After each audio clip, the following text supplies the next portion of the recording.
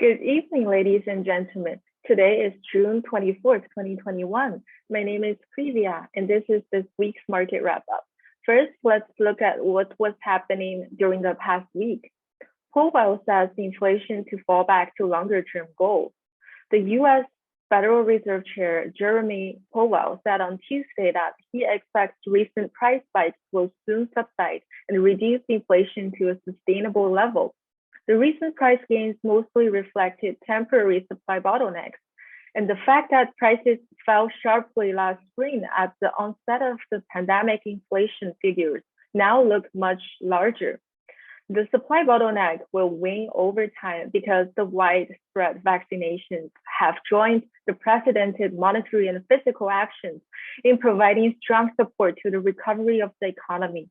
Meanwhile, job gains would pick up as vaccinations rise, and job creation may come in the fall. Over time, inflation will then move down towards the longer-term goals. And the second news is Bank of Canada to break sequence of lower terminal rates as governments splurge. The Bank of Canada expects to start rate hikes later in 2022. The swap market expects Canada's terminal rate in the endpoint of the next tightening circle to be 2% versus the previous 1.75% peak. It is for the first time in decades, interest rates climbing above the previous peak since 1990. This is largely due to expectations for a post-COVID rebound to be meaningfully stronger than past recoveries. Meanwhile, Statistics Canada reported Canadian mortgage debt grew by a record $18 billion in April, with total housing debt near $2 trillion.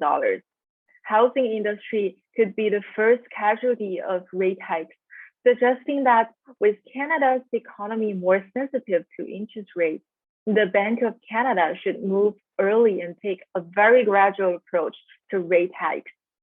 And the third news is Inter Pipeline Board rejects latest Brookfield offer, files complaint with Alberta regulators. On Monday, June 21st, Inter Pipeline's board released a statement urging shareholders to reject the June 18th revised offer from Brookfield Infrastructure, confirming its support for the proposed combination with Pembina. Inter Pipeline also said it filed with the Alberta Securities Commission, seeking to have Brookfield disclose details regarding its total return swap, under which Brookfield obtained an additional 9.9% economic interest in the company on top of its already 9.75% equity stake. Pembina joined in filing with the Alberta Securities Commission, demanding Brookfield disclosure its swap counterparty, suggesting the rival is attempting to sway shareholders' votes in effort to defeat the proposed Pembina Inter Pipeline deal. An Alberta Securities Commission hearing is set for July 7th. Now let's see what happened with the markets on Thursday this week. The North American markets overall posted moderate gains. The Nasdaq index rises slightly over 1%. The TSX and the S&P 500 both showing a moderate rise of 0.25 and 0.58%.